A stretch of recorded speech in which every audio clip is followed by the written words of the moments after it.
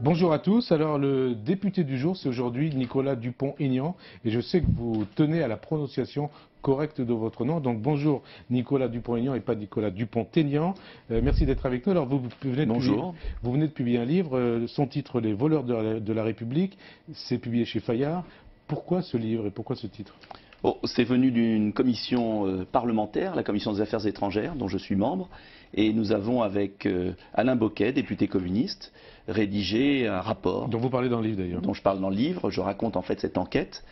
Nous avons travaillé pendant 1 an sur ce que j'appelle la grande fraude fiscale, pas la petite fraude dont on parle habituellement, une sorte de criminalité organisée. Pour préciser les choses, la grande fraude fiscale, c'est la fraude commise par des grands groupes. Pas seulement, d'abord par des criminels, et c'est la plus grande découverte que nous avons faite, et notamment l'escroquerie à la TVA, des sociétés écrans, des trafiquants de drogue qui remettent l'argent qu'ils ont gagné dans un système beaucoup plus simple pour gagner encore plus. Et vous parlez de voleurs de la République, hein. Oui, parce que c'est du grand vol, c'est du grand banditisme. Et puis aussi des grandes multinationales, là c'est de l'évasion détournée. Et puis de très riches particuliers, mais c'est l'exception. On a une idée totalement fausse en fait de la fraude fiscale et de l'évasion fiscale. On croit que c'est la fraude d'il y a 50 ans, une famille qui met un peu d'argent en Suisse, c'est pas ça du tout. C'est un système qui a été mis en œuvre depuis 20 ans avec une 60aine d'États voyous qui sont en train de pomper toute la richesse de l'économie du monde. C'est ce qui vous conduit à parler, je crois, de finances au double visage, hein, c'est bien ça? Oui, c'est-à-dire que dans ces parasites fiscaux, je les appelle des parasites parce qu'ils n'ont rien d'un paradis, où il n'y a pas simplement pas d'impôt, il n'y a pas de loi, il n'y a pas de comptabilité, se recycle tout l'argent sale du monde et se mêle à la fois de l'argent propre de grandes entreprises et de l'argent sale. Alors quelles sont les entreprises françaises concernées par ces, qui pourraient être considérées comme des voleurs de la République? Non, j'ai pas voulu tomber dans ce travers parce que c'est facile de dire un tel est un voleur, je suis pas juge. Ce que je propose dans ce livre, c'est de remettre un peu d'ordre dans un système totalement dérégulé. Vous savez, la crise des subprimes, elle est née dans certains parasites fiscaux.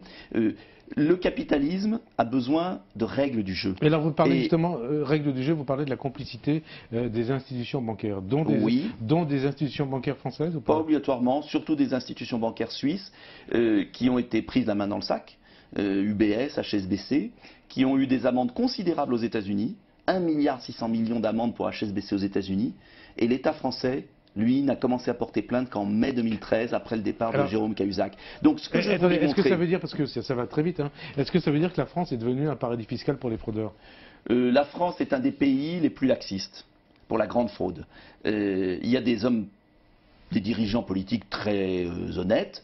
Il y en a eu des malhonnêtes, mais il y a des très honnêtes. Il y a des fonctionnaires très intègres. Simplement, on n'a pas donné les moyens à Bercy, à l'État, de s'attaquer à la grande fraude, alors même, et c'est ça l'intérêt de mon livre, alors même, et je le prouve, que la Belgique, petit État, que les États-Unis, que l'Allemagne, que l'Angleterre, pays plus libéraux que nous, paradoxalement, luttent avec beaucoup plus d'énergie et d'efficacité contre cette grande fraude économique et financière. Pour conclure, une solution, une piste que vous préconisez pour combattre cette fraude fiscale organisée? Bon, par exemple, on peut récupérer 10 milliards d'euros par an.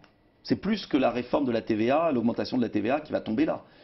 Contre les escrocs à la TVA, ce qu'ont fait les Belges et les Anglais, en ayant pour certains secteurs économiques des déclarations mensuelles de TVA, un croisement de fichiers qui permettront de récupérer ces 10 milliards. Et je propose que ces 10 milliards soient affectés à une baisse de l'impôt sur les sociétés pour les PME françaises qui investissent en France, c'est-à-dire une prime à la relocalisation des activités. Et est-ce que vous croyez que ça peut être fait rapidement en France et qu'il y a un consensus autour d'éventuellement cette piste?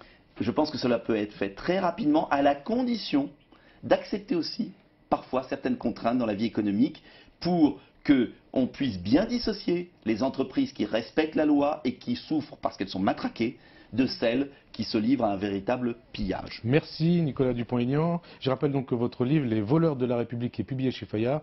Merci à vous de votre fidélité et à très bientôt sur LCP avec un nouveau député du jour. Merci.